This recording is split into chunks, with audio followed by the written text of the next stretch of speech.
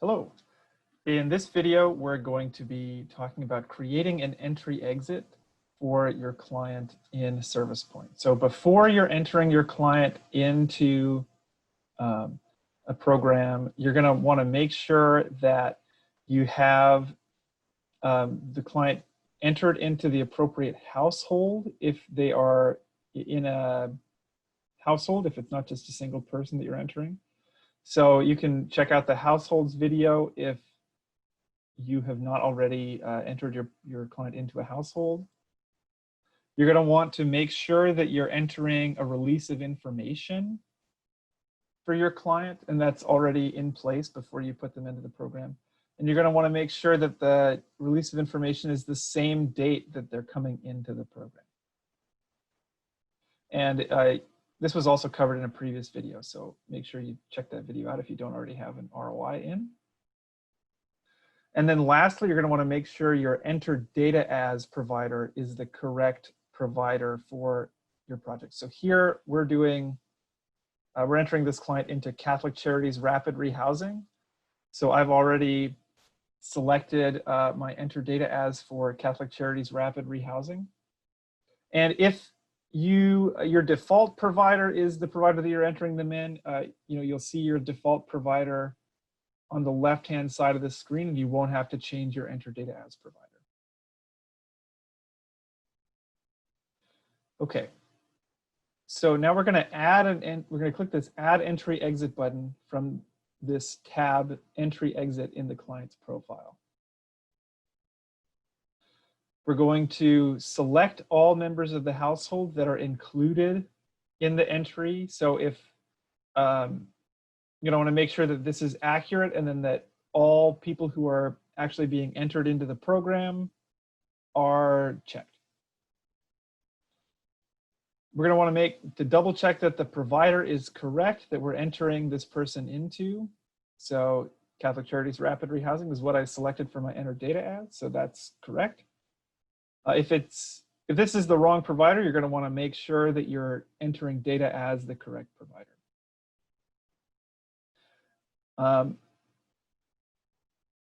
For type, you're going to want to make sure that you are selecting the correct type for your project. So basic project types are going to be projects that receive local funding or don't receive federal funding. So that's maybe some of the street outreach projects, some transitional housing projects, depending on what your funding source is. HUD is going to be for people receiving continuum of care or ESG funding.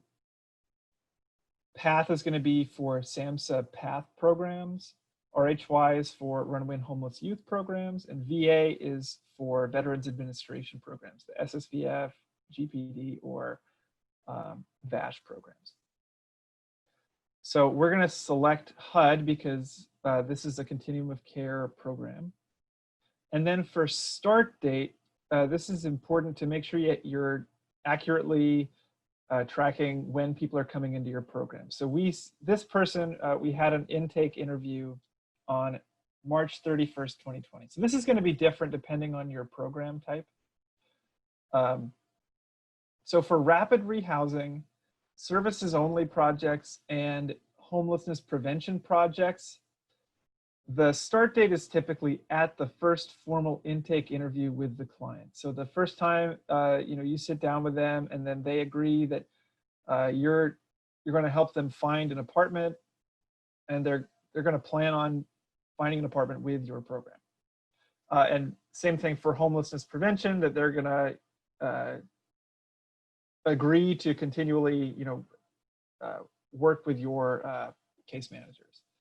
Street outreach has a different start date. So this is going to be at the first contact with the client. So the first time you see that person on the street and meet them face to face, that's when you're going to put your entry date into the street outreach program. So, and these are the only project types that should be using Client Point to enter clients into the system. You should be using shelter point if you're a permanent housing, emergency shelter, or transitional housing project. So we're going to cover that in a different video. But they should not be entering anyone in through the client point workflow. Okay, so once we have these pieces of information correct, we're going to click Save and Continue. That's going to bring us to the next page where we'll see these intake assessment questions. So if you don't see intake assessment questions, that's probably because you have the wrong type of entry.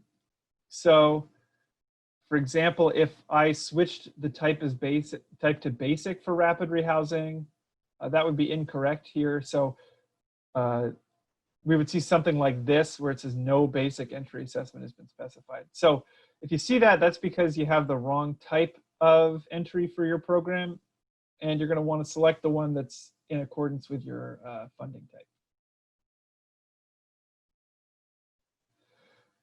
And then one last thing. So if you have multiple people that you're entering at the same time into your project, once you fill out the assessment for the head of household, you can quickly move to the assessment for the other household members. You're going to want to make sure that once you enter this information, though, you click Save before you move on to the next member of the household. Okay, and then in the next video, we're going to cover how to fill out the universal data elements section. Thank you.